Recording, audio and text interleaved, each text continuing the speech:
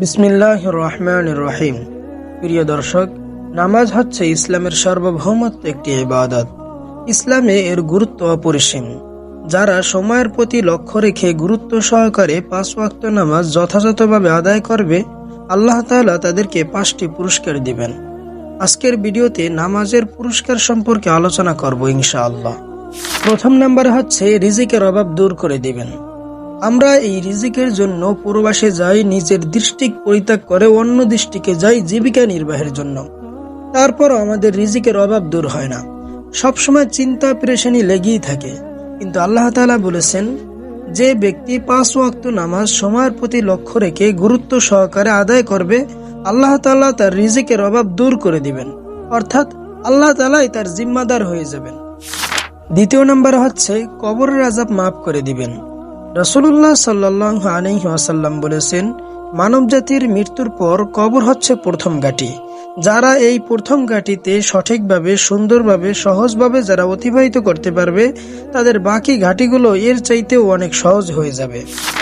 তৃতীয় নাম্বার হচ্ছে হাসরের ময়দানে যখন সকলকে আমলনামা দেওয়া হবে, তখন তাদের আমলনামা ডান হাতে দেওয়া হবে।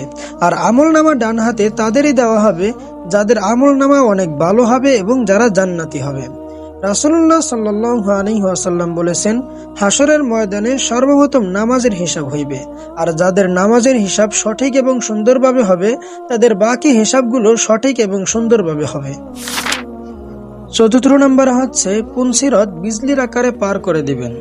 পুনসিরত হচ্ছে জাহান্নামের উপর দিয়ে আল্লাহ তাআলা একটি সেতু নির্মাণ করেছেন, যেটা চুলের চাইতেও চিকন এবং হীরার চাইতেও ধারালো, এবং এটার অগ্রযাত্রা হবে আমলনামা দিয়ে। যার আমলনামা যেই রকম, তার অগ্রযাত্রা সেই রকম। কিছু মানুষ এমন হবে যারা পুনসিরতের উপর ওঠার সাথে সাথে জাহান্নামে পড়ে যাবে, আবার কিছু মানুষ মাঝপথে যাওয়ার পর তারা জাহান্নামের মধ্যে পড়ে যাবে, আবার কিছু মানুষ শেষ পর্যায়ে যাওয়ার পর তারা জাহান্নামের মধ্যে পড়ে যাবে।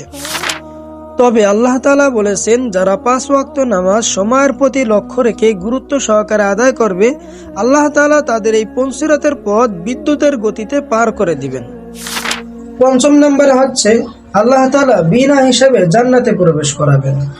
যখন আল্লাহ তাআলা হাসরের ময়দানে হিসাবের কাজ শুরু করবেন, তখন প্রত্যেক মানুষ চিন্তা এবং পেরেশানির মধ্যে লিপ্ত থাকবেন।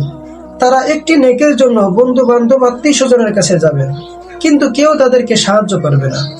আল্লাহ তাআলা সূরা আবাসার মধ্যে বলেন, ইয়াউমা ইয়াফিরুল মারউ মিন আখি, সেদিন তার ভাই পলায়ন করবে, ওয়া উম্মিহি ওয়া আবি, তার মা এবং তার বাবা পলায়ন করবে, ওয়া সাহিবাতিহি ওয়া বানি, তার স্ত্রী এবং তার সন্তান তার থেকে পলায়ন করবে।